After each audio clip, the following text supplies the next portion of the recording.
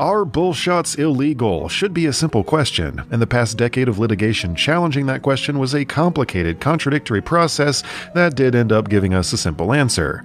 No, they're not. Not at all. Not as we know them today, at least.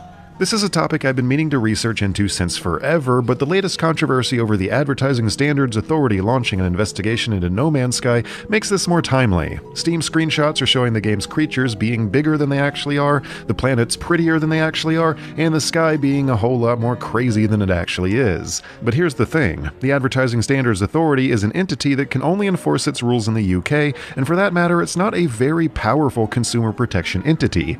The most it can really do is pull ads after they've already been live for weeks, effectively already having done their job. No punitive damages, no sales damages, no refund, just a little bit of negative PR and life goes on. And that's largely the way misleading advertising law is enforced in the United States over the past few decades too. But their reasoning why may make you really, really mad.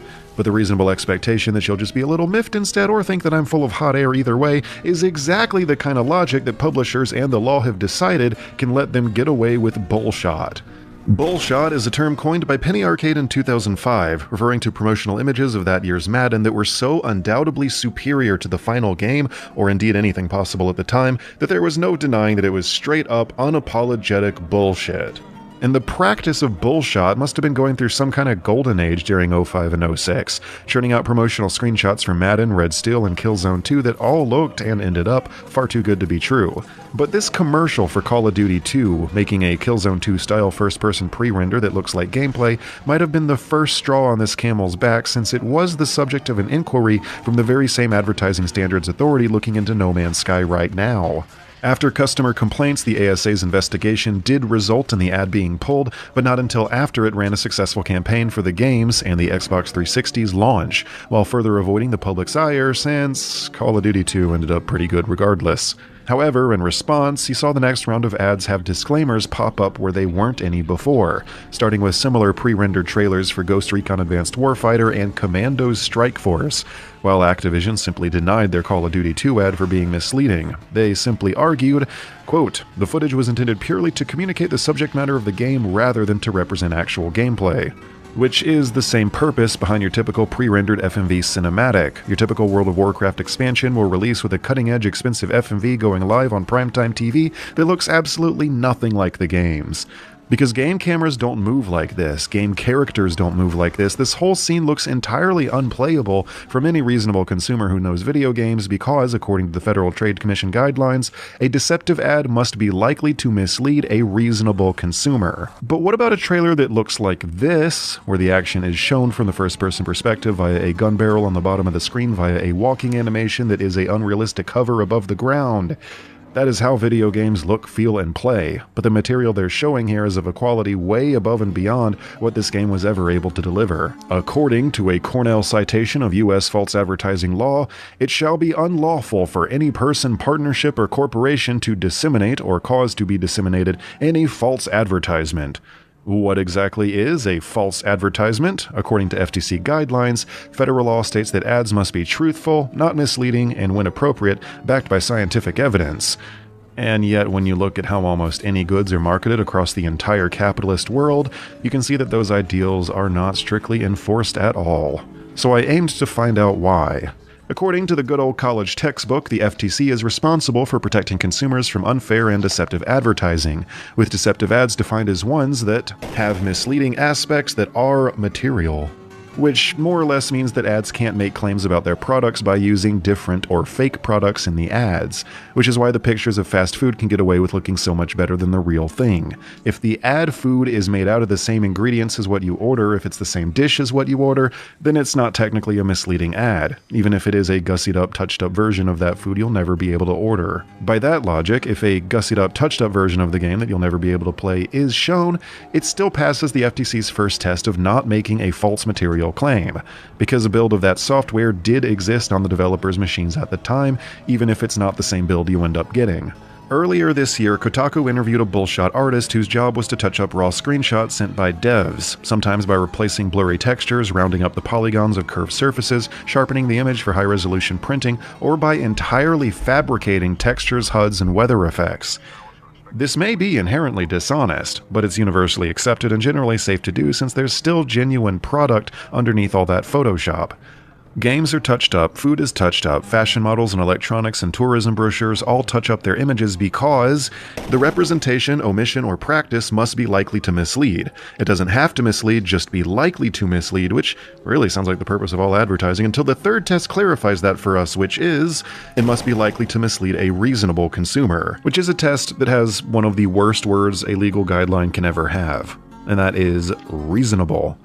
What's reasonable changes throughout time and has grown to represent what judges assume about the general population.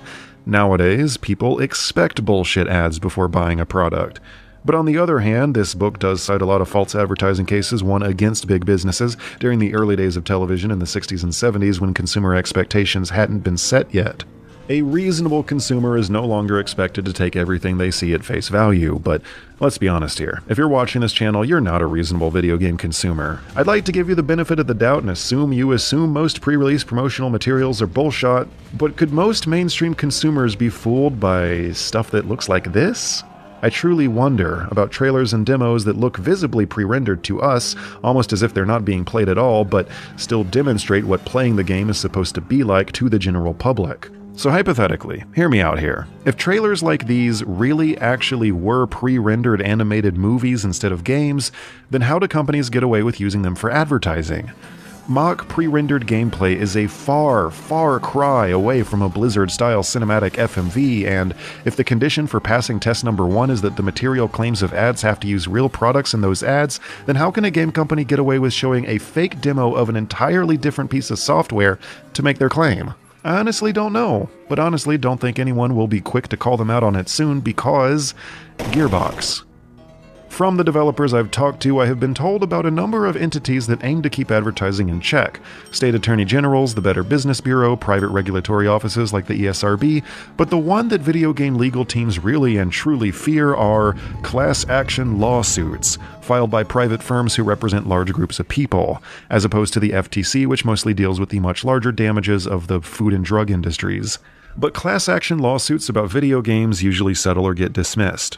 In 2013, a class action lawsuit was filed against Sega and Gearbox for exactly the reason of bullshot.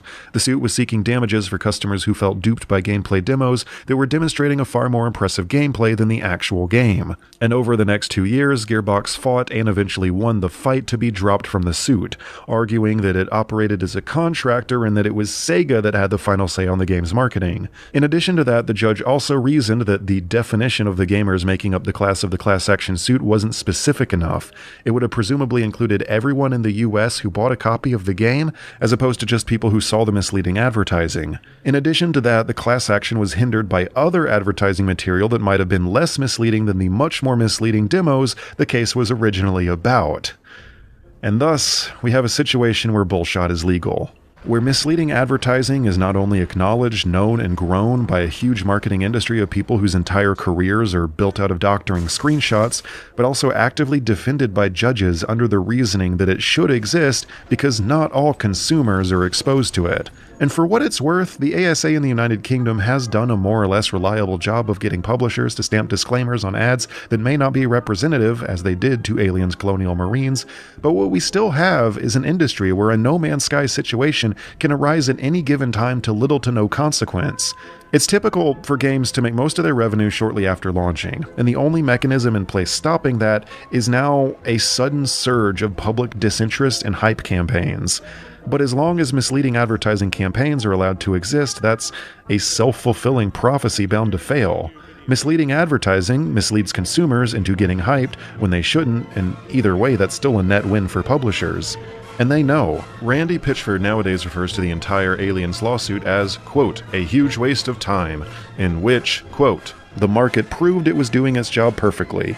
He went on to say, the market is dispassionate, rewarding what it likes and punishing what it doesn't. There is an objectivity and fairness in the open market's harsh, firm justice. He said after Colonial Marines made a successful launch that topped sales charts because of overhyped consumers who trusted Gearbox's misleading advertising. And that might be why we've been seeing more impossible-looking trailers with less disclaimers lately compared to previous years.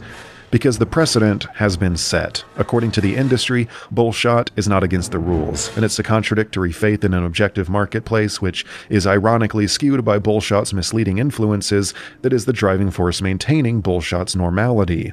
We've come to accept it. No one's surprised by it anymore, and fighting a lawsuit over it looks ridiculous. But that's the other factor here. If a reasonable consumer is presumably not affected by bullshot, then why regulate it? It's only false advertising if it's convincing enough to mislead reasonable consumers, right?